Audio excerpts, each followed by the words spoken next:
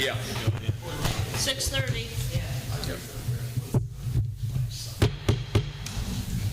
At this time, I'd like to call the Town of Pierson regular council meeting to order at 6:30 p.m.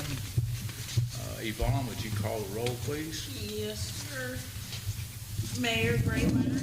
Here. Vice Mayor Robert Greenman. Here. Councilman Jimmy Anderson. Here. Councilwoman Lenny Richardson. Here.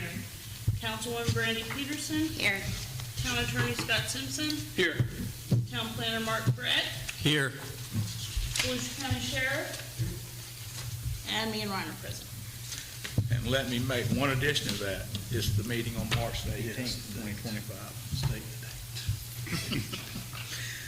Okay, Lenny, would you lead us in the invocation, please? Absolutely. Let us pray. Dear Lord, I want to come to you this evening with great thanks for this beautiful day you bestowed upon our beautiful community. Dear Lord, I ask that you continually bless and protect all our citizens and all that may pass through. Dear Lord, I ask that you protect and bless anyone that has anything to do with the inner workings of our great town. Dear Lord, I ask that you guide and inspire us tonight to give us the direction and wisdom to make the best decisions for this town as a whole. And I ask these things in your great name. Amen. Amen. Amen. Stand for the pledge, please. I pledge allegiance to the flag of the United States of America and to the republic for which it stands, one nation, under God, indivisible, with liberty and justice for all.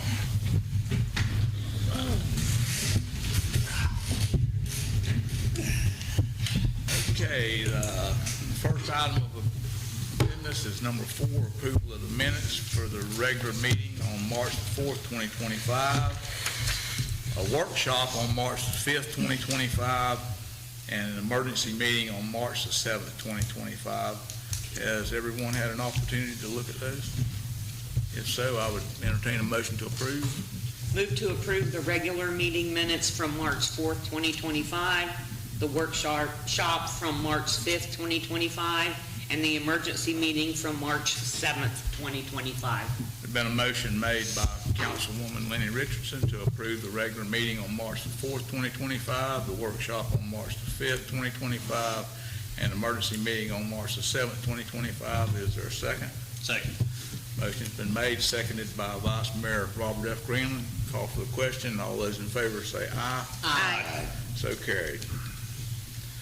Item number 5, new business. Item number 5A is a proposed memorial plaque for Dylan Jackson at the Chipper Jones Park, and that would be Lacey Johnston.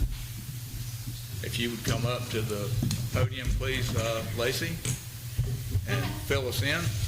Okay, I don't know what I'm doing. I have never done this before, but God placed it on my heart to approach y'all and ask y'all if I can put or get with the family and put up a memorial plaque at the Chipper Jones ball field. Dylan has played there since he was old enough to play there, and he just made such an impact on everybody's life in Pierson, and I feel like his legacy needs to live on. I've been told that he's been asked for the senior league field to be dedicated to him, but it was already dedicated to Chipper Jones, so I'm asking you all where we could dedicate something to him. I'm looking to hopefully order something, because we have something like this. I didn't get to get a picture of my brother's memorial at the Flagler County Fairgrounds, but something like this in dedication to him. We can either put it on a post or hang it on one of the ball fields or the dugouts, but I'm just asking for approval and permission of where we can place it if we can. And I don't know what I'm doing, so I guess. You did great. Well, I think that's a very, very thoughtful and really nice thing to do for the family. And yes, I agree with you wholeheartedly, Lacey. And although I know most of the fields are already dedicated to some people, there's plenty of room on the concession stand where everybody goes to, and it might be more visible there. Okay. That's just my thought. I think What do the y'all concession stand would be a really good place to put it. And even if you don't dedicate the concession stand to him, God forbid if we ever had to do something like this again, we could do like in memory of. And, Donald, he coached a lot of ball there too. Yeah. So I definitely think it would be. Did you have anything else, Lacey? No, sir, to be honest, I don't know what I'm doing. As far as the county, I don't know if I need to come back and ask y'all where I can place it, or can it be hung there? Can I get with Mr. Donald and them and they can just hang it if it is approved, or do I need to come back and ask y'all? Or I think after tonight, you won't need to come back No. here. I don't think so either. I mean, I think the concession stand by one of the windows there where people walk up, they can see it, I think would be very good. okay, all right, well, Yeah, that's a great idea, Lacey, and the town supports your effort wholeheartedly. I think we probably need to make a motion to Sure. allow her to put up this memorial plaque, so I would entertain a motion. I make a motion to approve a memorial plaque in memory of Dylan Jackson at Chipper Jones Park. I'll second that. And that's going to be on the concession stand, right? Well, preferably on the concession stand, but wherever Yeah. the Most visibility. most. Yeah, most wherever the visible. family feels most Wherever- comfortable with it, but the concession stand would be a spot where everybody could see it, I mean. yes, sir. Anywhere over there would be fine. Okay, thank y'all. Okay, there's a Yeah. motion made by Vice Mayor Robert F. Greenland to go ahead and have that plaque, let them put that plaque up. Is there a second? Seconded by Jimmy Anderson. All in favor say aye. Aye. Aye. Motion carried. Okay, Thank y'all. Good to Very see you, good. Lacey. Good to see you. thank you. All right, next item on the agenda would be item B, which is Resolution 2025-03 to approve an updated town charter incorporating the previously approved amendment by Attorney Scott Simpson. Let me first go ahead and read the title into the record. Resolution number 2025-03, a resolution of the Town Council of the Town of Pierson, Florida, a municipal corporation approving an updated town charter that incorporates previously approved amendments to the charter and providing an effective date. What you have is both a red line and a clean copy. The clean copy is what we will obviously keep in City Hall, and then also this resolution says for staff to go ahead and forward it to the Department of State in case that wasn't done. The staff was able to give me the ordinances that were all done, and they said all of them were approved through the referendum. Just didn't have record, and they kind of said this is what it's going to look like if approved, but we didn't have record that we put it together into one document, and we didn't have record that it was submitted to the Department of State. So we're just going to, that's just kind of wrapping it up. And then this should go on our website. Anywhere we put our charter, this should be the charter that people see. The ones that are in red print with the lines through them, that's what's going to be eliminated? Yes, sir. And the red print that doesn't have anything through it, like on page 3 where it says... That's being added. That's added. Yep. So if it's red and underlined, it's added. If it's red and crossed through, it's going to be eliminated. You're not making, this substantively doesn't change anything. These have already been approved, and they went through a process. The way you amended your charter, I believe it went back to 2016, is when, 2015 or 16, I'm not 100% sure, can't remember. But if you go back to the history of home rule, charters used to be very large documents because all the power a city had to be delegated through the charter. And then in the late 60s, early 70s, home rule came into existence, which said that cities now have all the authority of corporations in the state except as limited by federal law, state law, county charter. We're in a charter county, they have priority over us. And then our charter became a limiting document instead of a granting document. So if we had something in our charter, instead of saying that was a grant of authority, it was more of a limitation because now we had to do it that way. And so if you looked at state law, it said those things became nullities and could be removed by ordinance, amended by ordinance. So the first ordinance you did in 2015 or 2016 was to go through and make a bunch of changes by ordinance, not by charter referendum. And it was referring back to that part of the law that said these things became nullities. Then also, that was like 2016-01. Ordinance 2016-02 were charter changes that went out to the voters for approval. And then there was another charter change in 2020? In 2020 that went out and was approved. We just didn't see anything where all those changes were consolidated into one document. And that's what this does. Do we need to read this resolution more than once and vote on it more than once to pass it? So we can either do it, we can do it tonight. Yes, it's a resolution, only has to be read by title one time. And what's real important is, we're not changing the charter here. Right. You know, we're not doing that. We are just putting together a document on previously approved changes. So this is kind of a ministerial type task that we're doing here. Well, is everybody, I mean, I've read this thing pretty thoroughly and looked over it pretty thoroughly. Has everybody else had an opportunity to do the same?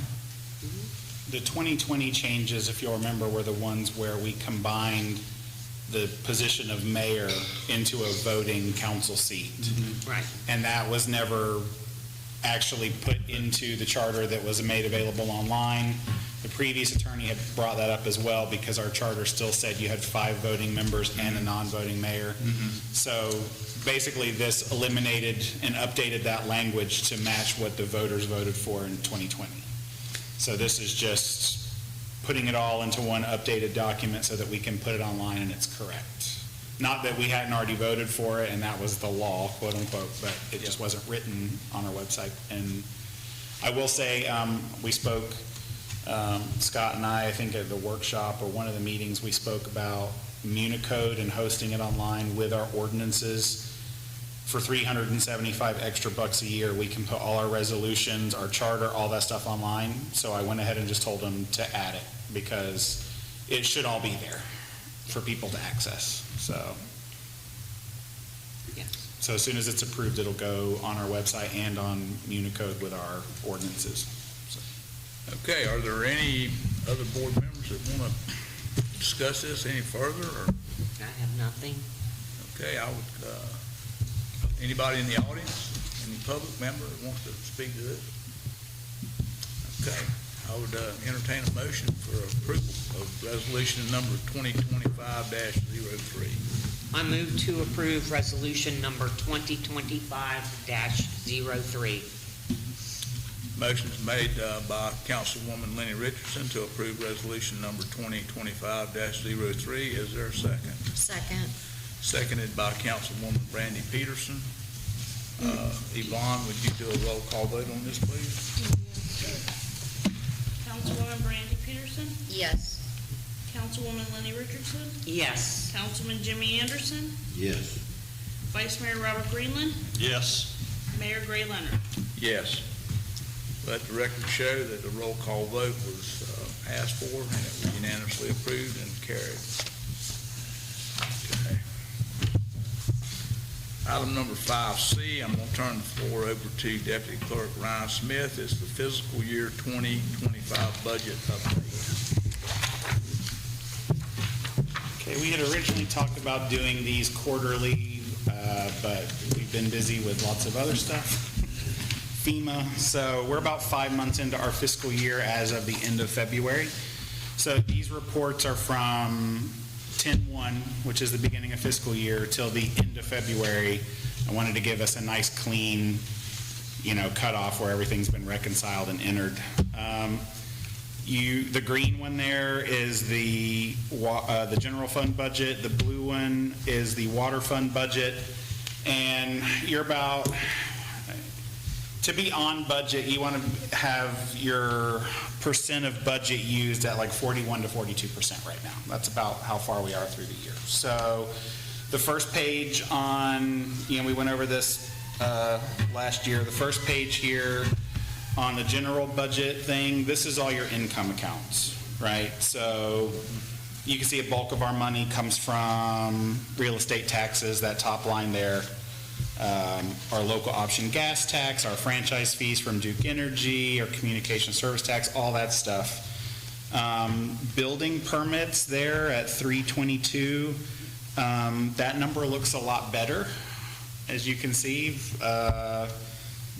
We estimated we were only going to receive about 10 grand based on last year. We've already received 10.3, so that probably is partly because we passed that resolution to raise our permit fees. So that's a good thing. So, you know, there's some changes here and there. Airport is down because we've got a tenant who hasn't paid in 7 months, or how long it's been, 6 months. So that first page is your income. Again, the first column there is how much you've received year to date, and the green column is how much we've projected in the budget for the total fiscal year. So we projected we were going to get 4,500 from which one? on the airport hangar fees. Well, there's hangar fees and there's tie-down Right, fees. but So I mean, yeah, we're way below what we're way predicted. below where, yeah, I mean, you've received 36% of it, so I mean, you're low there, but again, you're probably not, unless we file some kind of lien or something, you're probably not going to collect whatever Dave Howell owes us. So, I mean, you can see that there's some things that are down. Community center rentals are a little bit down, but we usually get those more in the summer and then toward the end of the year. So some of this stuff, like, for instance, your real estate taxes, it shows we're doing great in real estate taxes, but that's because a bulk of them come in November, December. So we get a bulk of that money up front, and then a little trickles in throughout the year. So, and then if you flip the page, this is where all of your expenses start. Your, you know, staff pay and insurance, retirement, workers' comp.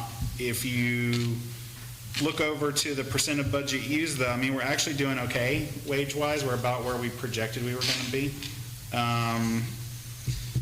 We did have some stuff that we kind of used up the budget pretty early on.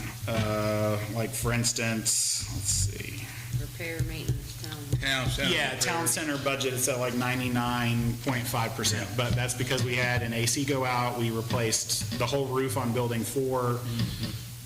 You know, so we just, it is what it is. It needed to be done. So, but I mean, if you have any specific questions about it, overall, you're kind of where you need to be. I mean, our total expenses are at 42.65%, so you're right around where you probably need to be. Keep in mind that we did have to use $150,000 of prior year earnings to balance this budget because we lost ARPA funds. Right. We exhausted all of our COVID money. Right. That's what we were using to pay for the sheriff's budget. And if you look at the sheriff's budget on the second to last page there, about 2/3 of the way down the page, contractual services sheriff. That's $319,000 a year. I mean, that's a huge chunk of our budget. So, and we're eating all of that this year. There is no, you know, ARPA money. So that's going to be a big one. But I'm hoping, you know, increased permit fees and getting renters in. You know, we've talked a little bit more. We hopefully have a potential renter coming in the beginning of May. Yeah. So, you know, we just have to find ways to increase revenue to try to make up some of that. What about the animal control? Animal control. Is that because we get charged by the county now? Yeah. Correct. Right. And theirs is not a flat fee. So we had two big issues. Someone was hoarding dogs at a house, and they had to bring in like more than one animal control officer. And then we had that other issue, remember, Bobby, on County Road 3, where someone had a dog and they were trying to catch it and it was trying to attack everyone that walked by. Okay, so you had two huge invoices from animal control because you had two big calls. So that budget is, I mean, those expenses were a lot higher than they normally would be. And also with animal control, we get two charges. We get the actual animal control for the officer to come out, and then we actually get the boarding / spay and neuter charges from Halifax. So we kind of pay it. It all goes into that animal control thing, but we get invoiced from two different sources for that. So we did have to help, we did have to spay and neuter a bunch of cats, apparently. So, but, general fund, like I said, it looks okay for right now, but it is, we knew when we did this that it was a tight budget, and we were going to have to use prior year earnings to make up a shortfall. So, like Jim said during the audit, I would just try to be very careful about, or be very smart about what we spend on. Because if we can come in under, our budget, that would be good. And then water fund wise,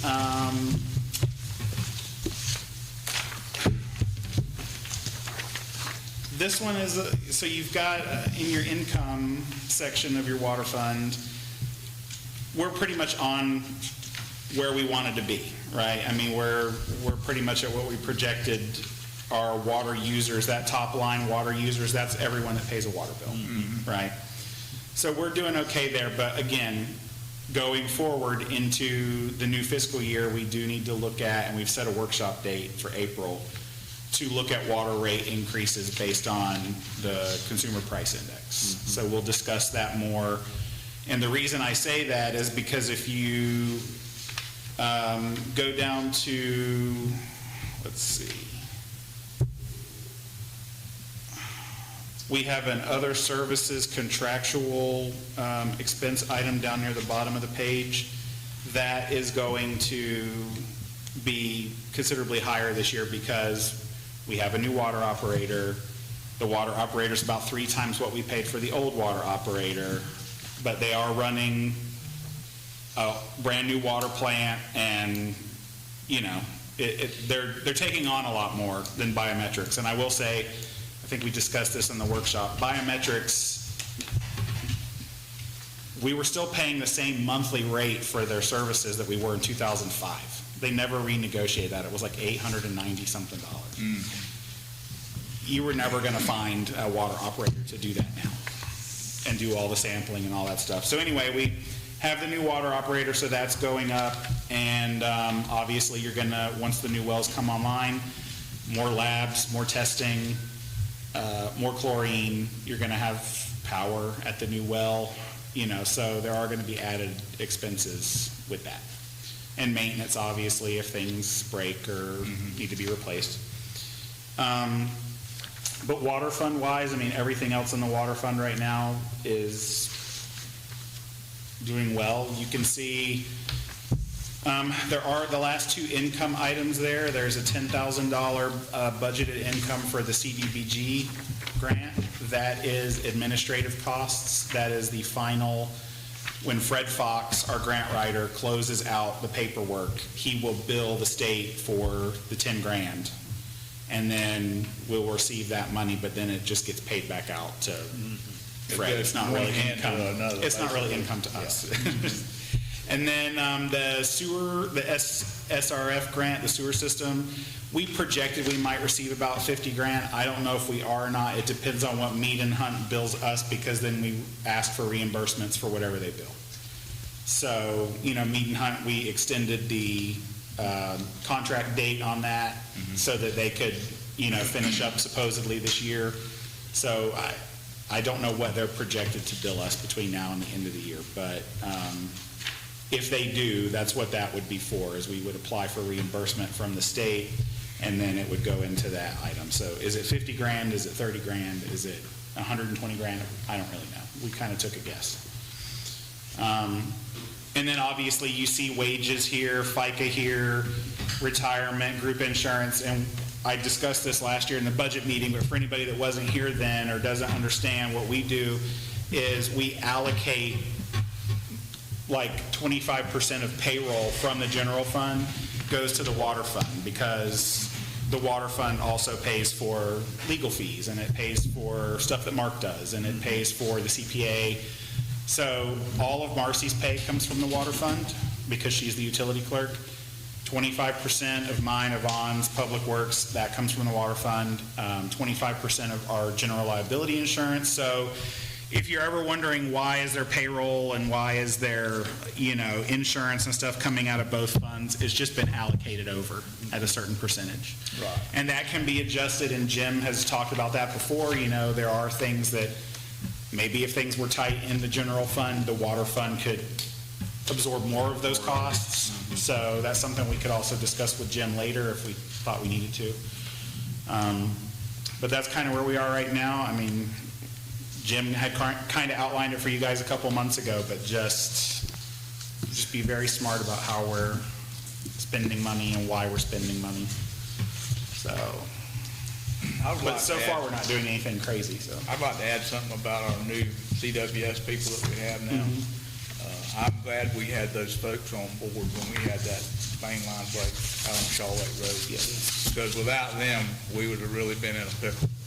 And they responded, like quickly, and helped us, and they took care of the problem, and we got it. It was resolved. impressive.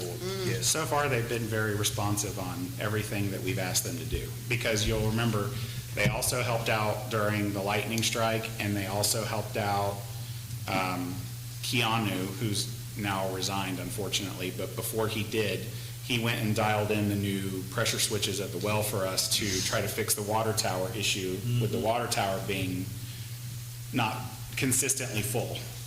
Well, I think that the town is very fortunate, at least at this stage, to have those folks, because they've done an exceptionally good job. So far, they've done a very good job, And they're much more responsive about, from our perspective in the clerk's office, paperwork, because it was like pulling teeth from the old, to get the monthly operation reports or to get the sampling reports. But like CWS, like the first week of the month, I get all of the reports from the previous month. They send me all of the PACE lab results for everything.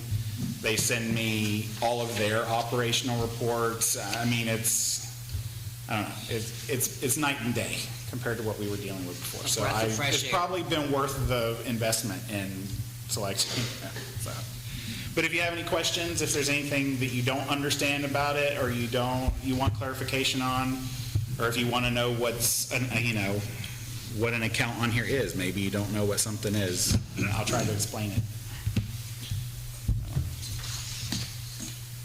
Anybody have any questions on anything?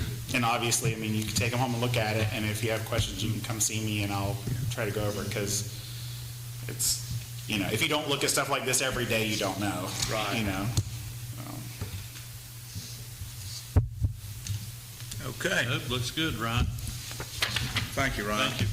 Well, let's hope it keeps going like this till Going September. like that. Correct. No one come to me with an emergency for anything. Moving on to 5D, which is a quote for the 5-year FDEP inspection of our large pressure tank at well site number 1, and I'm going to turn that back over. Yeah, I guess it's me again. Okay, so at the old wells, there is a pressure tank that was installed, I think they said 2018. Just like the water tower, that has to be inspected by a Florida certified engineer every 5 years, and that report has to be sent to Department of Environmental Protection. They do a washout, they check the thickness of the metal, they basically just to make sure that it's sound and that it's operating correctly. Well, we were not aware of that. So when CWS went over there, when they first came on board, CWS asked me for a copy of that report. And I said, we don't have a report for that. So we need to get one. So I got a couple quotes. I got one from USG because they're the ones who certify our water tower. And we just had this done last year for the water tower. So we really should have had them both done at the same time. Their quote, USG, is $3,950, but RCM, theirs was $2,650. RCM is also the company that fixed the leak on Pecan Street. Pecan Street. And they're also the company that's going to install the flow meter that we ordered that was required by the health department at the old wells. Which is where the pressure tank's located. Correct. So we've already done business with RCM a couple times, so that's why I reached out to them. And then I tried to get a third quote for you guys through CWS, which Keanu did send to me, and it was about $3,500, but he said to do it through CWS would add 15% on top of it, because they're basically just going to have, they'll sub it out to someone with a license. So I don't have an actual written, I just had a text message from him on that. So It looks like there's a pretty good sized difference in between these two prices.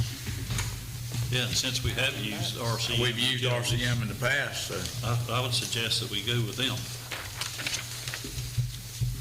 do we need to put that in form of a motion? Yes. And I put that in, and I will make a motion Okay. on that, in regards to this, that we go with RCM Utilities for $2,650 for the pressure. The well site number one hydro Number one tank. hydro tank. Okay, the motion's been made to go with RCM Utilities out of Eustis, Florida for the inspection of our well site number one hydro tank in the amount of $2,650. Is there a second? Second. Motion is seconded by Councilwoman Lenny Richardson.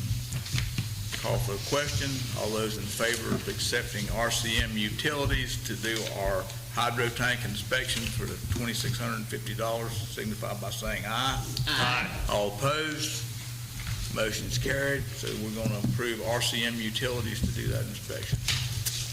Okay. Moving on to item 5E, the airport status discussion. I'll turn the floor over to Councilwoman Lenny R. Richardson.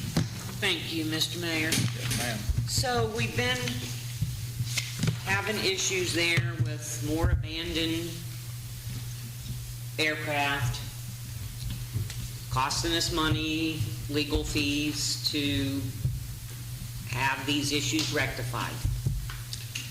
So I decided to get with Ryan and look at some numbers as to what it is actually costing us to maintain the airport. And I was shocked.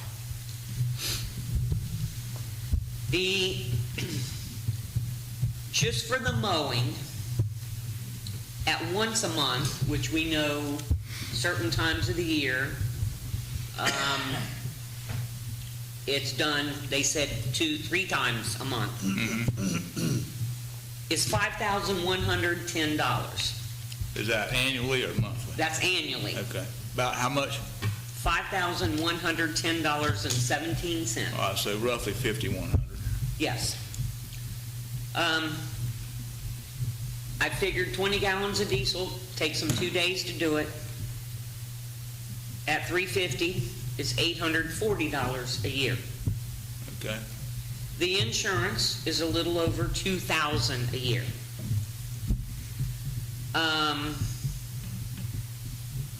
I factored in 3 more mowings, which is $1,304 a year. What was it? $1,304. Okay.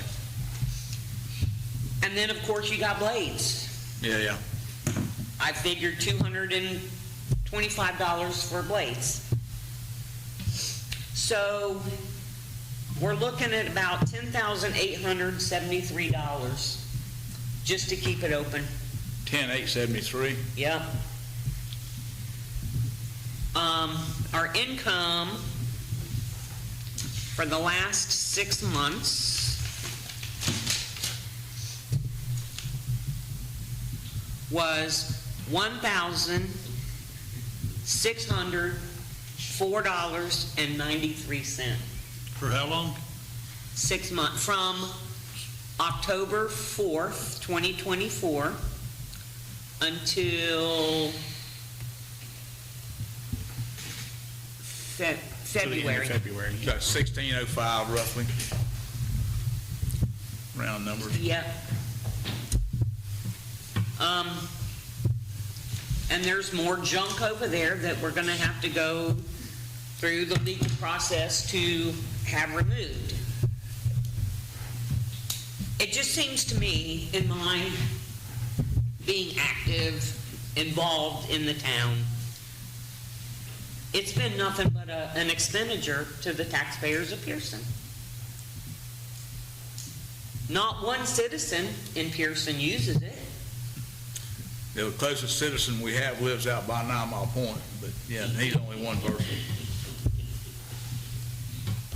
I'm just afraid that the time has come that we might need to explore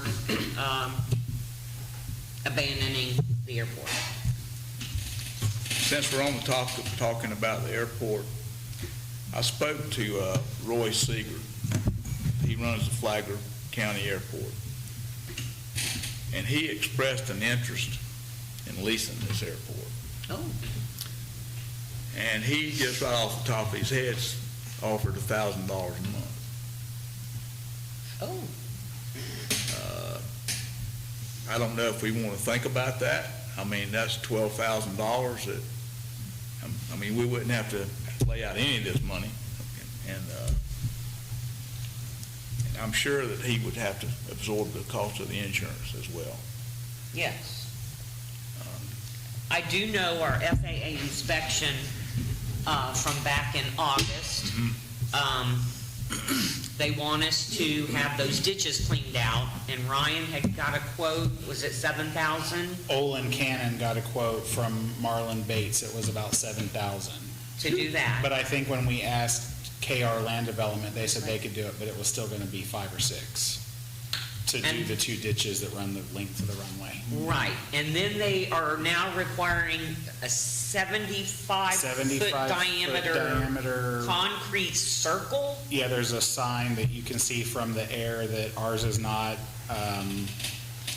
it's not regulation, it's not wide enough in diameter. So before the next inspection, we have to have that. That's the one that's near where the windsock's at, I believe. And we haven't even priced that. I don't even know who you call to price something like that, but For how, 75-foot it's got to be 70 foot, concrete 75 circle? foot in diameter. Yeah. For a helipad? Is that what it's for? I mean, No, it's No, some kind of, some kind of- so they can see from the air. It's got something to do with being Basically, able it's to some type identify. of a sign that Yeah. the pilot can see from the air signifying, I'm not sure whatever it is. I would think, I've always never understood the airport, but I was at Little League opening ceremonies. I wasn't there for the opening ceremonies early. As soon as I got there, they were all coming to me, telling me they couldn't hear because of the airplane. And it was the yellow airplane, the gentleman that was here a few Exactly. meetings back. I mean, back and forth. I mean, after I was up there, it was round and round and up and down. And I thought they had to go out towards the east instead of flying out towards the west. Because, I mean, we know what his Wind business. A lot of it depends I think on it wind depends on direction. wind I direction. mean, Yeah, I can see I'm how not that goes. I'm not a pilot by any means, but I've Me flown with Olin, I don't know, maybe 3 times. And he normally, because the prevailing wind a lot of time will come from the west at that airport. And he normally took off from the east end, headed west, into the wind. Well, I know that that's why I noticed a lot of them do, but this gentleman, I mean, he told us in the meeting, he trains takeoffs and lands. I mean, it's a little bit scary when you have 1,000 kids. Yeah, I mean, there was a pile of people up there. It was a pretty good event they had. It is a scary thing, and he's using And you our couldn't hear airport to make a living on, Right, correct. not paying anything that I'm aware of. Well, he's the one that brought the whopping 250. Exactly. Which is a long way from Yeah, paying $10,000, $10,873 in expenses. So, I think it would behoove us to maybe think about have a workshop in regards to the airport, and especially since what the mayor's brought, to our attention tonight. yes, to That discuss might- with this yeah, gentleman, that would be wonderful. I mean, I hate for it to close, totally. if it ever went away, that would never return. Yeah, right. And it's But been there. This might be an avenue where we can keep it here. And, not you know, I cost us mean, so much money. if we didn't have to lay out anything for the upkeep or the insurance or whatever, and we could get $12,000 a year off of it, it would certainly beat what we're getting right now, that the $10,605 that we probably haven't been paid for from Mr. Howell. I mean, Now, on that, is that him taking care of the mowing? yes. That's the only way I would even consider making a lease agreement with somebody, is if we'd have to draw up a lease, and it would have to be for like at least 5 years. And he would, you know, be responsible for all the upkeep. And I'm sure there'd have to be some type of an agreement drawn in there if he wanted to put a hangar in, or add a couple hangars, or however it may be, that, you know, that could be accomplished. But, I mean, it would be a $12,000 a year shot in the arm for the town. And I know that opening day of Little League, I was at the house, but I saw the guy taking on and off. It was a like little you said. much. Yeah, a little yellow airplane, Yeah, which I'm almost positive that's that yeah. same gentleman that was here that night. So, yes, ma'am. Do we want to add this to the April workshop? I think we need to add it to the April workshop, and if the council would like me to, I can discuss this further with Please. Mr. Seeger. Please. I mean, I know the guy fairly well, and I know, based on my experience with how he handles the airport over there at Flagler County, he runs a tight ship, and there's a place for everything, and everything is in its place. And Yes. he told me one time that a lot of the people in the county government didn't like him at all because he had money in his account and they didn't have any. I mean, I think we ought to at least consider that. Absolutely. Yeah, sure. And, sure. Yes, please, And if please. that doesn't Add it work to the out, then we need to April probably workshop. think about closing it down. I mean, because we don't need to be spending $11,000 a year to have I one mean, that airplane. would be a truck payment, right? Or something. Yeah, I mean, that would definitely give us a little bit of shot in the arm, and it would relieve our guys Correct. from a lot of labor, where they could be doing other things. So, Yes. okay. Well, Thank you. If it's okay with the council, then I will Add it speak to the workshop. to Roy. Yes, sir. Paul. Thank you, Mr. Mayor. If I may approach. Yes, sir. Thank you. 506 North Pine Street. I think it's a great idea what you just stated. You're doing due diligence to make sure the citizens are not wasting their money. But when you do talk on the contract, I presume that the town of Pierson, i.e. the council and the mayor, will have total control. In other words, this gentleman will not have carte blanche to do whatever he or she wants to do. No, whatever happens would be written into the lease agreement, a lease contract, and it would be pretty specific on what could and what You're could gonna not lock it up. happen. Sounds like a good deal. If I may take a second, with your permission, Yes, sir. carrying on, I want to thank Ryan for doing an outstanding job on having a sound system. Thank you so much. If you can't. Number two, The mic's closed. if the gentleman in the middle would drop that mic down, there you go. That's what it's there for, so that I can hear Bob and Jimmy. And if the mayor, with his humble voice, could possibly switch it just a little bit to you. I will do I that. can hear Lenny. Thank you, Mr. Mayor. Can you hear me now? Okay, do we need any more discussion on the airport at this time? Just And real I'll- quick, I just wanted to tell you, I looked up the DOT report, just so I don't give you, this might be something you want to ask the person you spoke with.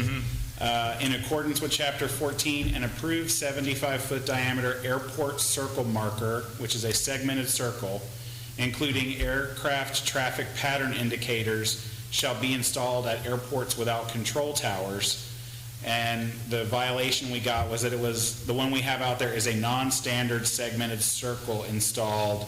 It's located as practicable with existing runway and taxiway configuration. So how do we get one? What does it cost? I don't know if the current one is paved. Do we have to tear that up and pave a new one? What statute was that? Was it Chapter 14-60.007. Could you maybe I'll show you. copy that out? Yeah. All right. I'll give you the whole report and he can look at it. Yes. Because it also mentions the height that the grass can't be over in the ditches. Right. So when I make an appointment to go over and meet with Mr. Seeger, I can take that with me. Okay. At least when we come back at the workshop, maybe we can have a little bit, Yes. things put together a little better. All right, any more discussion on 5E? Okay. Moving on, item number 5F, John Deere tractor maintenance and servicing during the warranty period. Councilwoman Lenny Richardson. Thank you, Mr. Mayor. So, we just purchased this $40,000 plus tractor, and it should be getting close, needing some major servicing. So, I got to thinking,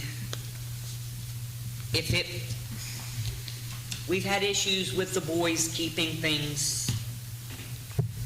I'd like to have maybe like Rusty or someone that is a certified mechanic do the servicing on that piece of equipment, at least while it's under the warranty. That way we know things are done up to par, and there couldn't be a question if something occurred mechanically, whatever, so the warranty would not be null and void. On the paperwork that came with that tractor, is there like a There should be a checklist on what has to be done every so many hours? Yes, and there then should. like the first there should- service and in all the that type of handbook, stuff? there should be a schedule. And because, we need to make sure we stay with that schedule so we don't run the risk of avoiding any warranties or anything. Correct. I think, personally, I think that's probably a good way to go, to make sure it's done and done properly by somebody that, Well, they've been having Rusty come do whatever needs to be done over there anyway.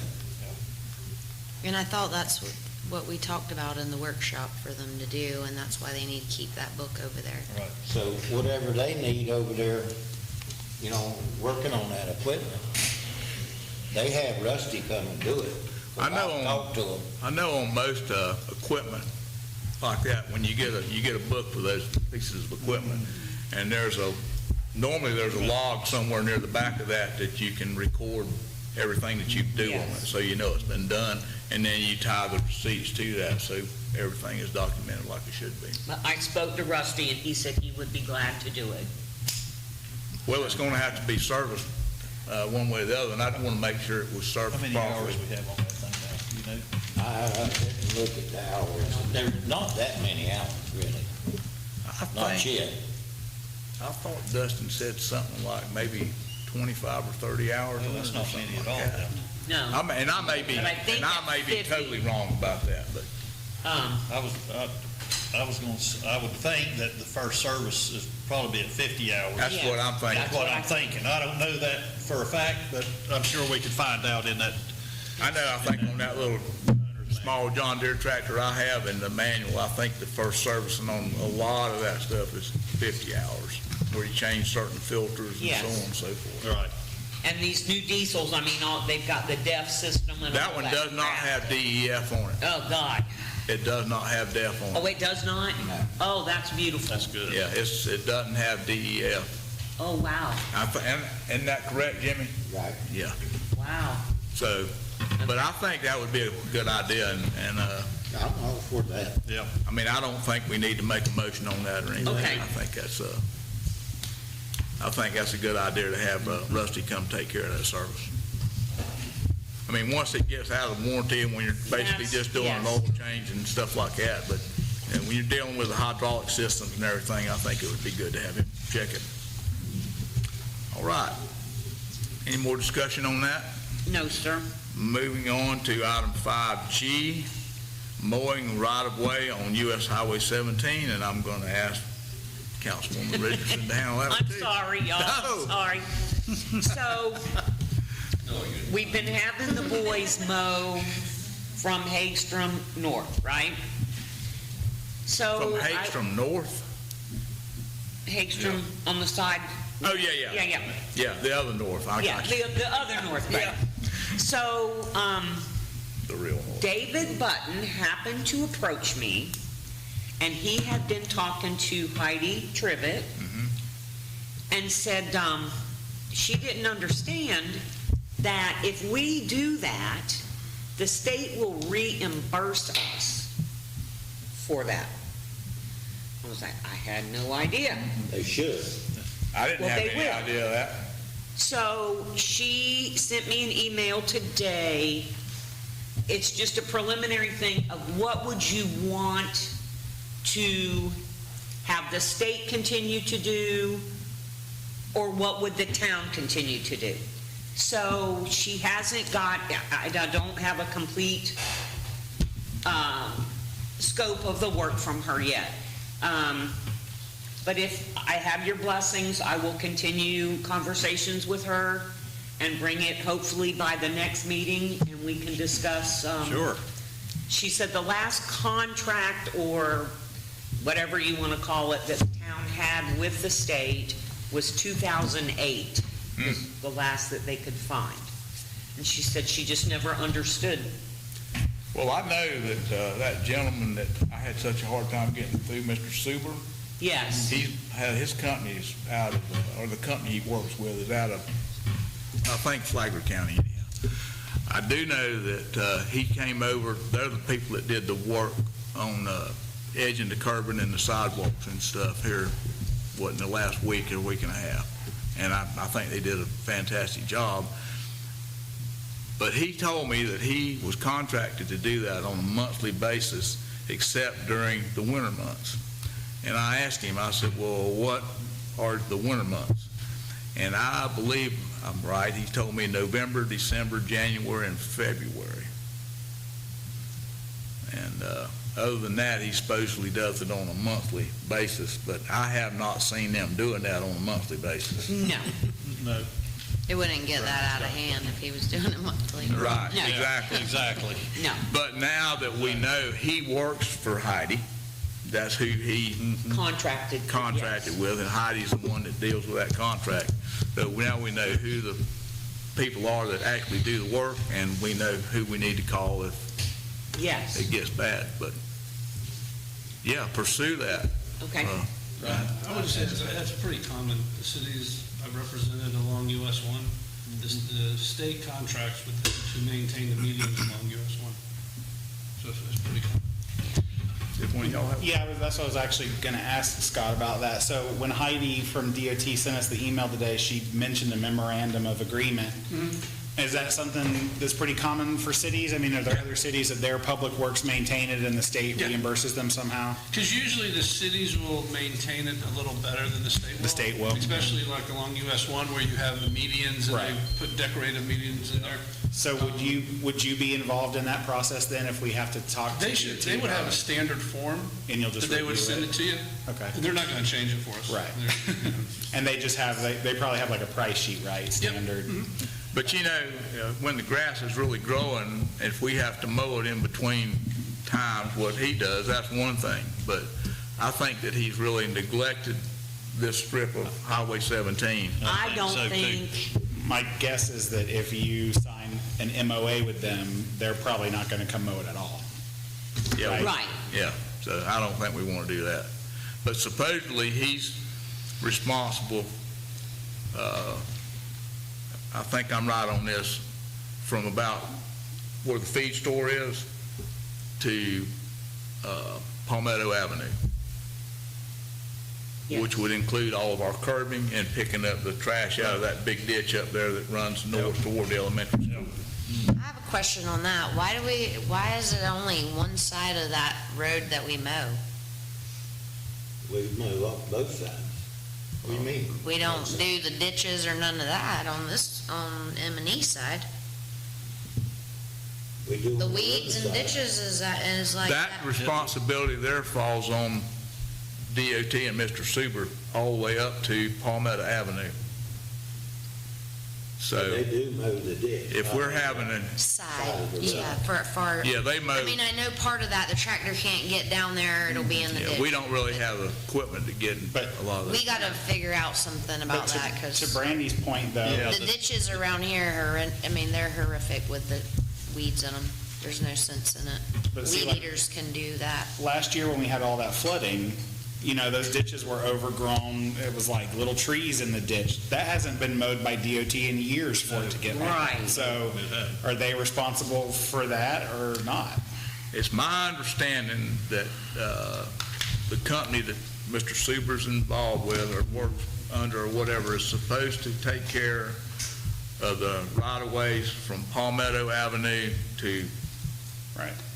where the curbing stops, basically going south, which is just right about where 'Cause, the I mean, feed store in is. some of those About ditches by you- the apartment, going into Hakesham Apartments, right along there. Yep. In some of those ditches, you couldn't even see the culverts when we had all that flooding. I mean, No. it was so overgrown. So maybe we need to ask them if they do those. Well, I understand the part up from the road to the ditch, but are they supposed to get down and mow in the They're supposed to ditch? keep that ditch maintained, is my understanding, all the way up to Palmetto Avenue, which includes the curbing through the middle of town and the ditches going north of there, and anything that needs to be done,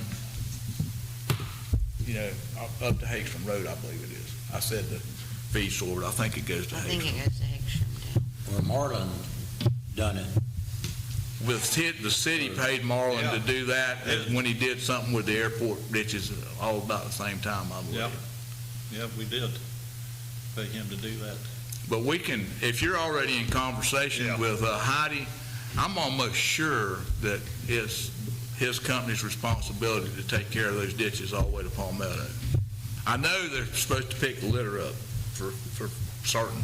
That's one of the items on the list. There's like 20 things on that list. Yes. There's trash pickup and edging and. Yeah. Yes. But it would be nice to just see their price list, what they would reimburse us Correct. for. And she Yeah, said because she's if we're working doing on it anyways and Right. not doing it. Exactly. All they're doing is subbing it to Charlie's Contracted company. out. Yeah. Yeah. Yes, exactly. Right. So we could, if they paid you enough, we could just contract with somebody and Right. get Exactly. reimbursed. So. Right. Yes. Okay, any other discussion on that tonight? All right, moving on to item number 5H, biometric utility consultants, triennial sampling and invoice. Councilwoman Lenny R. Richardson. Don't shoot me, y'all, don't shoot me. Okay, so I happened to be in Ryan's office and an invoice popped up from Biometrics. It was for this sampling. So, Ryan, you'll have to help me now with the exact dates. Okay.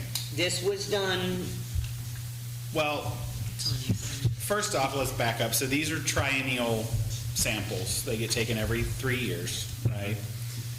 They were due in 2024. We had already selected CWS as our new water operator. They weren't due to start until January 1. They called me the beginning of December and they said, this is outside your normal scope of work, but we can, for an additional charge, do these for you.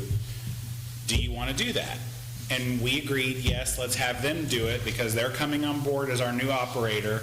We've had no communication from Biometrics whatsoever.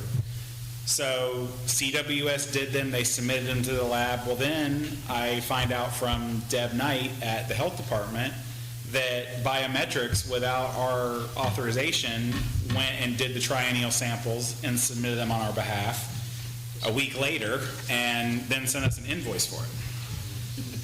Now, according to their contract, this is outside the normal scope of their work. So they're supposed to get a work order signed or approved by us to authorize this, but they didn't. So he claims he sampled that on 12/30, which was a day before they were not going to be our water operator anymore. And there's also What day of the month was that? Well, Or day of the week, I mean. I don't think that he actually sampled it. I think when I looked at the lab reports that Deborah Knight had, it was actually more like 12, Monday. 17 or 12, something like that. It was a week earlier. It's on a Monday. I'm guessing they probably invoice dated us this because it was the last day of their contract. And also, just as an aside, there is installed a Stenner pump on here that they have dated for 110. They weren't our operator on 110, and we didn't authorize that I'm aware of any kind of pump replacement. Or I asked Public Works, they couldn't think of a pump that had been replaced recently. What is that pump for? What is a Stenner pump? Well, I know that the chlorine dosing pumps at the old well are Stenner pumps. Okay. But we had done that way back, like months earlier, and we paid for that already. So Lewis wasn't really sure what they would have replaced in like the last 2-3 months. So that's a question. I've tried to call and email them multiple times. There's no one responding at their office. And we heard from the health department that they're like that with everybody right now. Everyone is having Well, a time of buying. after December the 31st, they were no longer contracted with the town. They anyhow. contacted us. They asked Yvonne, did they talk to you? Mm-hmm. And they said, we think that our last day of service for you, because, you know, when we did the bid with CWS, we gave them however many, 90 They weren't supposed to days or... start till January 13th instead of. Right, and then they said, well, to make reporting cleaner, because all the reports cut off 12/31, we're not your operator as of 12/31. And we reached out to CWS and said, can you come on board January 1? And they accommodated that. Because they only gave us like, not even a week's notice. Mm-hmm. So, I mean, by their own volition, they were not our operator. We didn't fire them. They told us we don't want to do this after X date, you know. The other interesting thing about the triennial samples, which has nothing to do with this invoice, CWS's triennial samples came back clean, but Biometrics came back with 2 chemicals that are now requiring More testing. more testing, a test every quarter until it's clean for 4 quarters at the cost of $2,700 a quarter. And CWS is going to do that. Yeah, but I talked to Deborah Knight, and Deborah Knight said she had talked to the people at her office, and she said unfortunately they have to consider both results. So she can't just throw out biometrics results because a lab tested them, and it is what it is. And that was on the old wells, correct? They're both on the old wells. Yeah. But it's interesting that they tested them 5-6 days apart, and CWS's were clean, and Biometrics had contaminants. So And one of the pathogens, Todd, was it Todd Bush that was here? It was Tom Gustafson Tom from Gustafson. Florida Rural Water. And it was a word, you know, about that long that I probably couldn't pronounce anyhow. He said that is indicative of fuel. He said, I can tell you what happened on this sample. He said, the tech probably pumped gas somewhere, didn't sterilize his hands before he did the test, and there was some residual Bonus. fuel contaminant. So that's, you know, now it's gone from 2,700 every 3 years to 2,700 Every quarter. every quarter For for how a many year. inspections? It's got to be clean for 4 quarters, For a four year, consecutive quarters, basically. for a year. Yeah. So Which probably anyhow, won't be a problem, and it's not CWS's fault that that happened that way, but it is interesting that now we are. it is very interesting to me. Sounds like me, it's, Yeah, sounds like an Little- attorney. Well, nonetheless, we're going to have to do the quarterly sampling because of that, correct? I guess our question is, what do we do about this invoice? Because, like I didn't said, authorize it. we didn't authorize them to do the triennials. They just took it upon themselves to do it, even though we had already scheduled it with the new operator. Yes, we were still technically under contract with them, but the way I understood it, and this is the other thing that I don't understand about Biometric, okay, their monthly fee was $800 and whatever dollars. And then anything over that, outside of their normal 6-day-a-week sampling, and, you know, they do the lead and copper testing every so often, everything else, repairs and all that stuff, they're supposed to get authorized by us. Now, I know when the pump would go out, Lewis would call and they would come do it, and we'd get an invoice for, you know, $2,500. Okay, great. But who authorized the triennial sampling? And I can't get a hold of their office to ask because they don't answer the phone or email. And they haven't since January. Well, obviously, I would have an issue personally paying for the pump on January 10 after their contract Well, was. and that was one of the things that I wanted to inquire about, like, when was this pump actually installed and where and what was it? Because we don't have any recollection of that. We don't have a separate January invoice for 10th. that activity. But again, this is where their monthly operation reports would help, which is, I was also trying to obtain, because CWS sends me a report every month that tells me everything they did for us with work orders and, and biometrics doesn't provide any of that. So, CWS did a triennial sample as well, right? correct, And it came back Clean. clean. It kind of sounds like a disgruntled contractor. And the to crazy me. thing is, I think they both use the same lab. I think they both use Pace Labs in Ormond, so. What I would suggest you do is, it could be an email, it needs to be in writing to them. Put in there everything that you just talked about. Okay. That what has to be pre-authorized. I would put in there, please explain how your sampling came back as failed when CWS sampling came back clean 5 days later. Right. And I would like to maybe see if they could get a copy of that actual sampling report. Do we have that? Deborah Knight at the health department told me she could provide it to me. She just Okay. didn't have time to get it to me. so they wouldn't let you do, there's no option to go do a third one? Unfortunately, no. That sucks. Yeah. So So once, there's no way around this quarterly thing? None. No, Tom Gustafson told me once the DEP receives a report for something, it's pretty much set in stone. There's nothing you can do to wind it back or, so basically it's going to cost us 12 grand because they, Yeah. And that might be a little deal that he come up with to cost the town, because they Yeah, well, got that's rid of it. Well, what I would do is write him a letter, outline everything that you just talked about, Ryan. Wasn't authorized, on the pump, it wasn't authorized, nobody knows what pump you're talking about. Right. Why was your test failed where CWS's test passed? This failure is now going to cost us however much. And just end it with, we're not paying this Okay. until we get clear, explanation of all these things. Right. And then if they don't call you back, they don't call you back, just don't pay it. Okay. Okay. that's kind of the way I felt about it too. I mean, And the only reason I'm saying you, first you know it, you know the facts, you know everything, the contract and everything, and it'd be cheaper for the city to have you do it than me do Right, it. right. And, if they come back and you get a nasty gram from an attorney, then I can get involved, but, Okay. at this point, I just wouldn't have the town spend money on me doing a letter. Well, just so the council is aware, I don't know if we'll have to worry about that, because according to multiple sources that I talked to, they have burnt a lot of bridges and they've left a lot of people hanging on some stuff that they committed to, and several people think that they're on their way out. I think they, didn't Lake Helen use them and At one time, they something happened Yeah. between. but something happened and they weren't anymore. And Sunny Sands was the most Yeah, I recent know. one. I represent Lake Helen, I'm a Yeah. little familiar with that. And Sunny Sands is no longer using them as of a couple weeks ago, because he was trying to charge them $200 per house to do that lead line sampling that our public works guys did for us.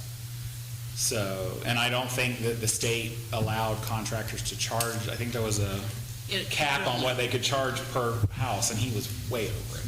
So, yeah, and it's funny because they don't answer their phone or their email, but they keep sending me reminders to pay that invoice, so.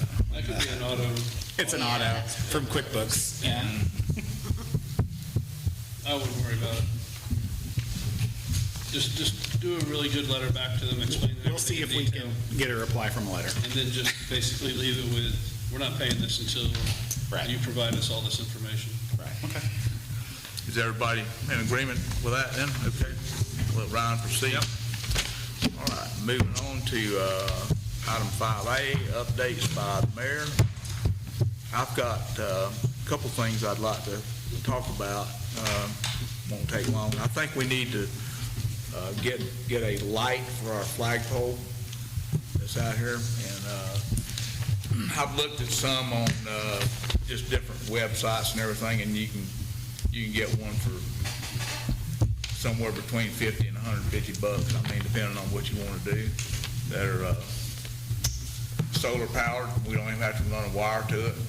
I mean, before we spend a lot of money running electric, would you guys think that we could try one of those lights like that? I can get some cost on them and bring it up to the next meeting, or maybe at our workshop. Yeah. Sure. Okay? Yep. Because we definitely need to have a light on that at night, or else we need to go out and take the flag up and down every evening. Right. Another thing I want to talk about is our city limits signs coming into the north end and the south end of town. The one that remember you took a piece off of it sometime back up north that was rotted? The ones that say, Yes. "Welcome to Pierson, Yes. hometown of Chipper Jones," blah, blah, blah. I don't know if any of y'all, I mean, Lenny and I have looked at them, I know, but those things are in horrible, horrible shape. And I think we need to consider maybe working something into our new budget when it comes up about maybe replacing those signs. And I don't think they need to be as elaborate and hand carved and all that like they are now. Isn't, Them can't be repaired. No, they're horrible, yeah. I repaired them the last time they were fixed isn't right now, chain link? for a long time, but Isn't some of that chain link on them? they need to be. No. Mm-mm. It's just, it's the signs, they're like three posts holding them up, and it's the big wooden sign with a Yeah. Pierson thing on it, and at the bottom it says hometown of Chipper Jones, and they have a light on the ground. I think it kind of shines up on them in the evening. Yeah. And another thing that was brought to my attention by a member of the community were our flags on those signs. We need to replace those flags. They're horrendous. Oh, yeah. For sure. And I think we can probably put some better looking flags on there before we maybe even get the sign done, because there's a flag holder on it. Yes, flags need to be replaced. Yeah. No doubt about that. So, and maybe some of the ones we're using for the Veterans Day and that type of stuff, maybe we could use a couple of them. But the flags on both of those city limit signs, they're really bad shape. Yeah, we have, Public Works has extra signs, we'll just have to The get them and signs put them need up, to be took down. or extra flags. I mean. Oh, I agree. It needs to be taken down and have a new sign put up. And I've talked to somebody about doing that, and in fact, I talked with Steve Henning, and he said he would be willing to replace that sign on the north end of the city limits for no charge. And at one time, we had talked about putting a sign up that had our businesses in town listed on it. Right. And he would be willing to put those businesses on there as well. And it would be an aluminum sign that's sandwiched in between a piece of rubber, I don't know, they're about yay thick. And so if you want to, I mean, I can check into that and see what it would cost to get them done. And if he's willing to do that one for free, well, at least that one won't cost us any It money. won't cost as much for the other one then. Yeah. Wasn't there an issue, Mark, though, with the DOT regarding that sign that was in discussion for quite some time about the businesses on County Road 3? Yes, yeah. I think there was, but could that be incorporated onto our city limit sign? That was my question. It'd have to go through a permitting process. So to replace our State. city limit sign, Well, that's not really, Yeah, that's not our city. those aren't our I know, city well, it limit says signs. welcome to the town of Yeah, Pierson. Right, Welcome to Pierson's. Yes, I mean, You know, the Welcome to Town of Pierson probably technically does require some sort of DOT permit. I know that the ones Ask Heidi. identifying businesses, though, went through an entirely different process. okay, That's, we were not able to obtain that permit. okay. Mainly because I think the property where we were going to put the signs wasn't zoned properly. So, Well, this one is zoned for our I assume it's zoned for our welcome to Pierson sign. Well, government informational signs are treated different than Then the Business. advertising for business. Right. The point was made about the businesses in Pierson. Most of our businesses are located over around County Road 3, with the exception of like Pierson Supply and maybe the restaurant. And nobody even knows those businesses exist unless they live here. So if we can get the city limit, the welcome to Pierson sign replaced for free, as long as it's a sign of it, we would all agree on. Most definitely, Okay. And most definitely. so, Yvonne, would you get with Public Works maybe tomorrow and see if we could do something about replacing these I flags? just ordered them 20 flags, so they should have flags to put up there. Okay, because these things they're pretty horrible. That's all I have, unless something pops in my head before we adjourn. Vice Mayor, do you have anything? It goes to Mark. I will, but let me. No, I don't. I'll clear the table and then we'll go to Mark. Anybody else have anything they want to bring up? No, I do have something. The county, I guess, has paved Shell Harbor Way better. and is paving Van Oak Road as well. Oh, good. Yeah. They're paving that part with all the little potholes in it, or the Yes. whole thing, you think? They're paving paving the the whole whole I thing. think that whole thing. Wonderful, wonderful. Wow. Is that going to be all the way from Washington No. to, okay, It's just that back stretch? Just their part. Just their part. It goes to about the middle of that second fernery that I just sold Okay, recently. That's where the county maintenance begins. and that goes It's around, about- and that goes around where John Brown's old house goes out to? Yeah. Yep, they're paving the whole thing all the way to Shell Harbor. Wonderful. And they paving on down to the corner of Western. Right. Yeah, paving it all the way down to the corner on Western Avenue. Good. All right, That's all I have. okay. Councilmember Jimmy Anderson, do you have anything? Only thing I've got on my mind is, we've been maintaining County Road 3 all this time. And now the county guy stopped our guy from putting in a meter that shouldn't have been nothing said about over by the old VFW.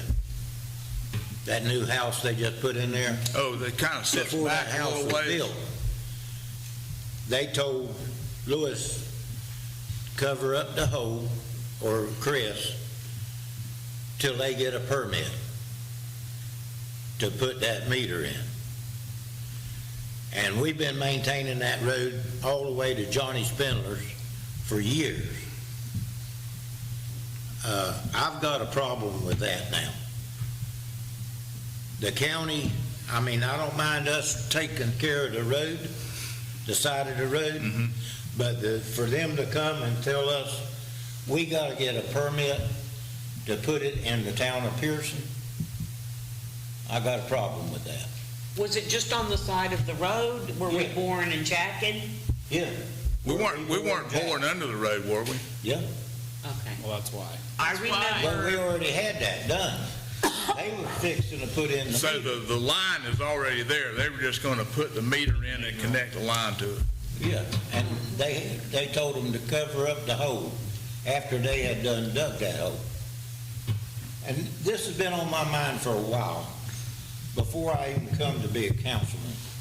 I told Chris that wasn't right. All the work we do for the county in the town of Pierson, we used to mow all the way out to the end of Washington, out there by Stacy's, and back for years. And a lot of the Shaw Lake, we'd mow most of the Shaw Lake, out there by Lenny's, Well, we mow it so the edges of the roads are would get uniformly done. done, and it looks, They wouldn't come but maybe twice, 3 times at the most in a year. But, for them to come and tell us we can't put in a meter till we get a permit? So, at this same time, was it a new bore and jack, or had it already been It had done? already been bored and jacked. All Okay. they had to do is put a meter on. When did the jack and bore occur? When you say it's already been done, is it years ago it was jack and bored, or was it done without a permit? The board jack was already done before the county. I think they're asking Told them when to this quit. happened. I mean, When was the water line bored underneath of the road? Well, I don't know the exact date, but it was before the house was even built over there by the VFW. That blue house that they, Yes, it's in the. It Sits kind of back sits there in the back, Yeah. where the other little house is there. right. so it's been I'm just a while. saying, we shouldn't have to get a permit in the town of Pierson to do a new water line, meter. There's something got to be said about that. I mean, I kind of agree with you, Jimmy. It's As inside much the as we city. do for the Well, county. number one, it's inside the city limits, and Right. it is one It's of right our there at the VSW. streets, and we do, Old VFW. we may not do the asphalt work on it, but we do everything else Right. as far as the maintenance, and, That's the 4 North Road right there, where that meter was going to be put in. I know exactly what you're Yeah. talking about. It's, you got the VFW, and then the house that sits right up near the road, and then there's a real long, narrow lot, and the other house that sits further back. But they had already had the hole dug, fixing to put the meter on. And that guy made them cover it back up. Who When did was, this happen? Huh? When did this happen? Oh, it's probably been 6 months or later. does that house Okay. currently have water? Yeah, they got a water meter now. Okay. They finally got to put it in, but they had to get a permit. Did Public Works have to get a permit from the county to install that meter that you're aware of? You have to get No, them but to the bore bore under and the jack, road. I do apply for a permit, and I've applied for a couple in the past year, so that's why I was trying to figure out which one it was, because if I already applied for a permit for the bore and jack, All right. but Well, that was, I don't know the exact address of that. I don't either, but It's on County Road 3, I'm just saying, some of just that past, well, it's right, South almost County beside the VFW, but it's not a house on the highway, it's a house. recommended a little on the side to, so we don't have all that trouble. I don't think we ought to have to get a permit from the county to put a water meter in inside the city limits of Pierson. I'm not sure that's the permit that they were talking about. I think it was the permit was to jack and bore. Yeah. Oh, the Yeah. jack and bore. Well, the and jack we do and, get those, Scott. And we do get them. we get Yes, that, we yeah, do. yeah. But I'm just saying, maybe they weren't aware that there was a permit. Who was this man with all that authority that was telling them they couldn't do this? I don't really remember what, but Chris knows. Chris and Dustin was putting in the meter at that time.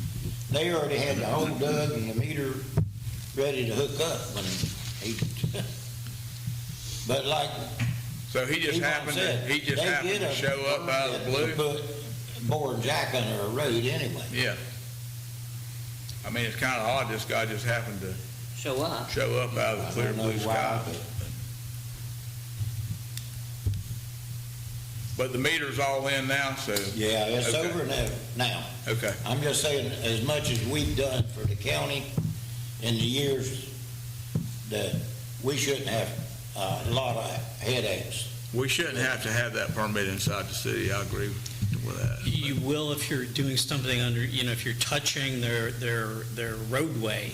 Okay. You Then you are. have to. But we already had the permit, so we needed 2 permits? I guess we'd have to figure out why. Well, at the time when it happened, if the guys would have called the office, I could have said we had a permit from the city, from Volusia County for that bore and jack, but I didn't know anything about it till you just mentioned it now.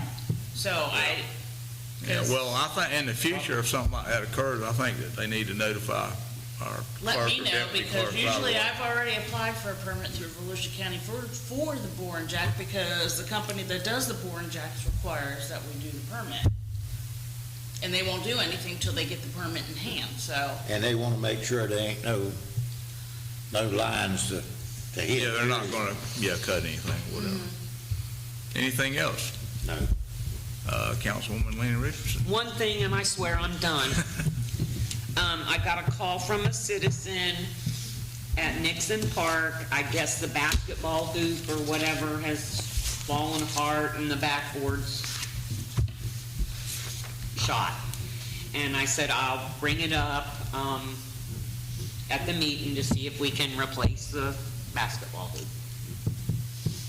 I didn't know we had a basketball hoop down He there. said it's towards the woods. I don't know. All that was taken down a long time ago. Where you first come in right there, closer to the end. We'll look at it. I'll look at it. Okay, Yeah. that's all. I Yeah, reject. it could be that maybe it was moved to over there where they put that new piece of playground equipment or something. We'll look. I don't know. I'll We'll look. look Okay. Thank you. Anything else? No, sir. Councilmember The Brandy only Peterson. thing I was gonna share with y'all, I did receive a text message from Robin Green wanting to give a heads up that due to the lack of resources, funds, and volunteers, they had made the decision to dissolve the Pierson Community Association effective immediately. But I got an email from them also. Yeah, text. I don't know if anybody else did or not, but we're all aware of it. Yeah, I just wanted to let everybody. Thank you. Updates on town projects from our town attorney. Do you have anything, Scott? No town projects, but I was talking with Juan about something I was going to suggest, if y'all want to do it, is, normally on cities I represent, when people get newly elected, I sit down and meet with them, go over all the laws, answer all the questions they have, talk about different things for the city, the charter, the ordinances. And it's my understanding some of you may have recently been elected, and I was going to throw out the idea that we could put on each agenda a topic to talk about. And we didn't really get to discuss my views on different things, that type of stuff through the hiring process. So we could put a topic on like sunshine law, public records law. Let's just talk about it. So you understand my position on sunshine law. And everybody understands the sunshine law, the public records law. And we could just, each meeting, we could just pick a topic. And you could also give to Yvonne something that y'all want to talk about. And then I could be prepared to talk about it at the meeting. And it would be basically doing usually I sit down for like an hour or two with newly elected commissioners, just going over everything with them. That's what this would be kind of like. We'll just do a general conversation piecemeal. And, I'd like to talk about, like I said, sunshine law, public records law, ethics issues, voting requirements, finance, possibly the consideration of, should the city have a purchasing ordinance that kind of outlines who has authority to do what. I'd also like to talk with Mark's input, land development, land growth control, to understand, so you all understand how that process works. The last thing you really want is a developer to come in here and say, I want to build according to your rules, and you say, I don't like that, and then all of a sudden we have issues. So there's probably that is one of the more unique, nuanced areas of the law, because there's different rules applied depending on what decision you're making, and it's really doesn't come down to whether if you like it, you approve it, if you don't like it, you won't approve it. That's not really how the rules work. So I would like to spend some time talking to you all about that, ultimately with the goal of, and I haven't read your land development regulations, not rendering any opinion about them. Very important that you have your land development regulations and your comprehensive plan in place that will allow for the growth that you want. Now, you have a lot of discretion to do that. What you don't want to have is somebody come in and propose something under your existing rules that you don't want. And that's where it gets kind of dicey. because the rules change. But we can talk about that, and we can go through various things, and whatever y'all want to talk about. You want to talk about regulating panhandling, we can talk about that. You can let Yvonne or Ryan know what you'd like to talk about. I'll give them topics that I'd like to talk about, and over the next few months, we'll just hit each one, if that's okay with y'all. That sounds like I think a it's really wonderful. good suggestion to me. Okay. Absolutely, and I'd personally maybe like to kick off with the land development regulating issue. How about we start with the sunshine law? There you go. Okay. Okay, correct. I think that's probably a good starting spot there. Yeah, you're right. Let's start with the things that can get you in You're jail. correct. Then we'll back off from here. There we There go. you go. There you go. No, I think that's a great idea. Okay. And maybe we can, maybe start something on that at the next council meeting. Yeah, actually, next meeting, I was gonna have them put on sunshine law, public records law, and we can just generally talk about that, make sure we're all on the same base about the law. Absolutely. Okay, And so, yeah, yeah. Next meeting, we'll talk about Okay. land. No, I think that's a wonderful idea. Okay. Anything else? Nope, that's it. I don't think I have anything else to report. Okay.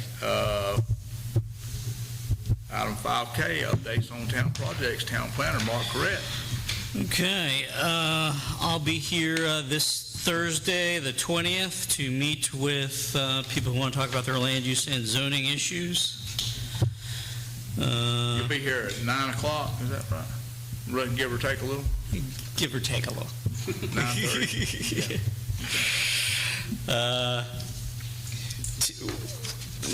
New water plant testing, or should I say retesting, that's going to happen next week. And I've been told that they will then immediately process the samples. Okay.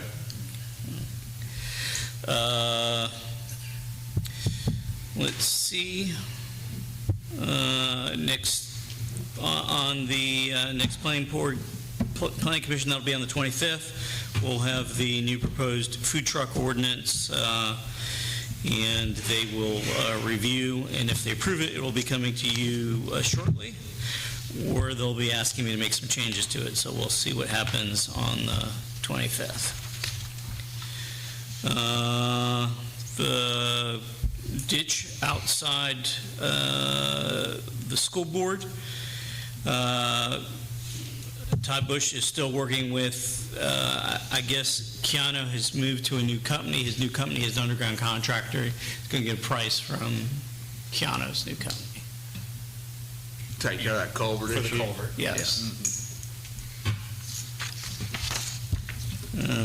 But I think CWS also has,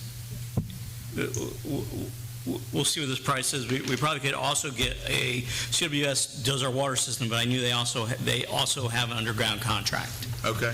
arm. So we can probably get two different prices for that. Get the one that Todd's going to talk to the folks about, and then get a comparative quote from CWS. Yeah. That's it. Okay. Item number 6 is old business, and Lenny Richardson, you're on there. Yes, we had discussed the glider at the east end of the airport, and then the inoperable equipment in general. What did we decide, Scott, that we should? I think we were going to get together a surplus property list of city property that was going to come back to y'all to declare surplus. And then we would take that city surplus property, combine it with the other property, the aircraft stuff. And at this point, for the aircraft stuff, city stuff we can dispose of however we want. Aircraft stuff, we have the choice of either realistically doing a public auction, and it just says do a public auction. It doesn't give any criteria on what is a public auction. It's not defined what a public auction is. It just needs to be a public auction. Notice, you gotta give notice to the owner. Or you can go and negotiate with a salvage company. I don't know if a salvage company would pay you anything for it. We may end up having to pay them to haul it off. So I don't know if it's better to start with a public auction to see if anybody will give us anything for it before we start spending money to have it hauled off. But the other benefit of a public auction is if we can, my gut is we're never going to hear from the owner. But if he ever popped up and said, hey, you disposed of my very valuable aircraft, you know, you threw it out and I had all this value, we can say, we held an auction, nobody bid on it. Or we sold it for $50 because that's what somebody bid on it. So it was advertised, there was an auction. I don't think you need to have an auctioneer or anything like that. You might be able to even do an online auction. I was trying to see if we could do that. It just says public auction. It just has to be a public auction. It doesn't really say one way or another. But that's where we are.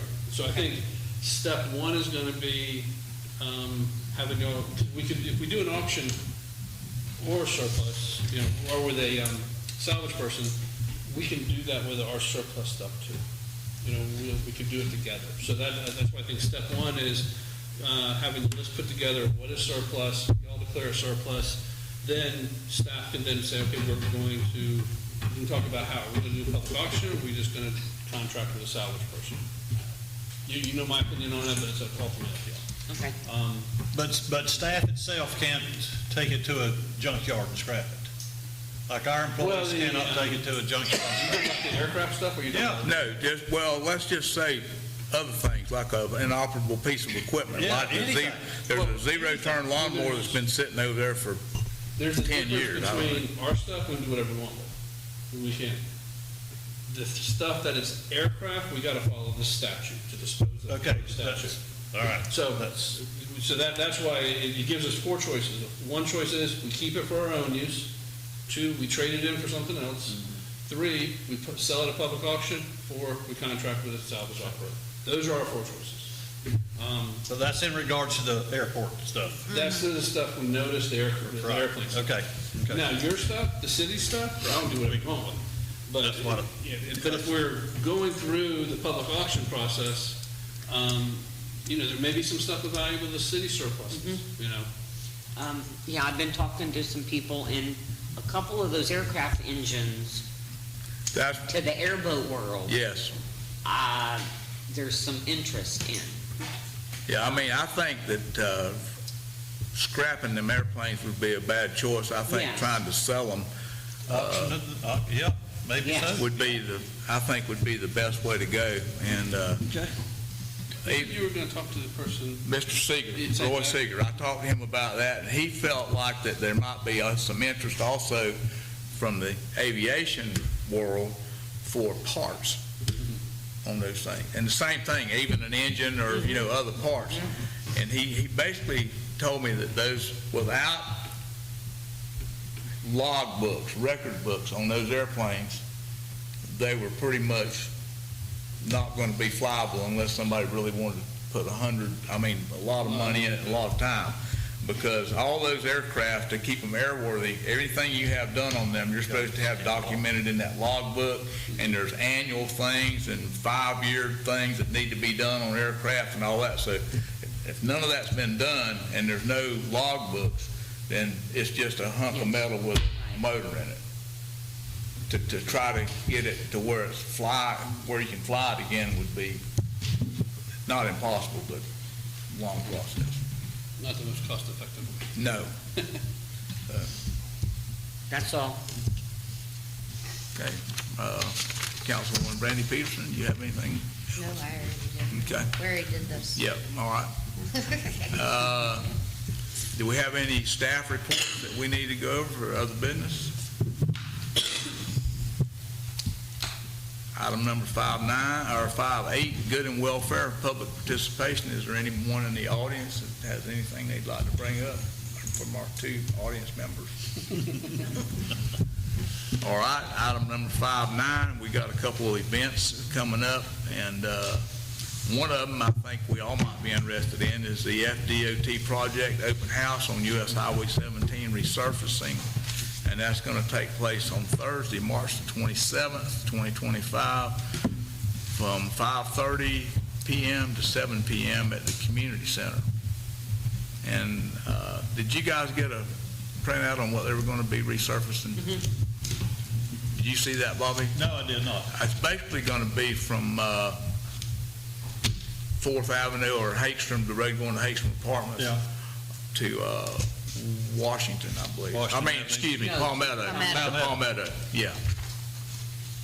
Good deal. All right, and the next one is 9B. The Pierson Saddle Club is going to have their event coming up on Saturday, March the 29th, 2025, starting at 11 a.m. We have some meetings coming up, and those dates are going to be, the next regular council meeting schedule is going to be Tuesday, April the 1st, 2025 at 6:30, and again on April the 15th, 2025 at 6:30. And there's a planning commission meeting taking place or scheduled to take place on March the 25th, 2025 at 6 p.m. Anything else? Sue? Yes, ma'am. Just have to think, with the PCA no longer in existence, you might want to start thinking ahead, because if there's going to be anything for business from the town, I have some of the things, and Kelly has some of the things we've used, but if we're not, if the PCA is not doing it, we have to think ahead, because you can't plan it in just 10 minutes. Well, that was a PCA event, and Well, it started out as a town of Yeah, it Pierson. started out as a town. Santa long time Claus. ago, Yeah. yeah, Santa with the Claus. Santa Claus. Santa Claus mainly. So, And then when PCA came, they made it a We do have a Santa Claus suit, because Sammy had his own suit. We Yeah. have a Santa Claus suit, and some of the other things stored. well, that's something maybe you guys might want to think about between now and maybe our next scheduled council meeting, is Well, whether we want to do the Santa Claus thing or, We just need to have a workshop on Christmas okay. after we get through 4th of July, because we got a lot Didn't that to do. coincide with the sheriff department handing out the book bags? We did. No. They did? Didn't What? it? Not the Christmas thing, I don't believe No, coincided with, no, that was the first school started. that was, yeah. Yeah. That was before school started, when we Okay. handed out the book bags. I don't think that Christmas festival coincided with anything. It's just the Christmas thing. Okay, anything else?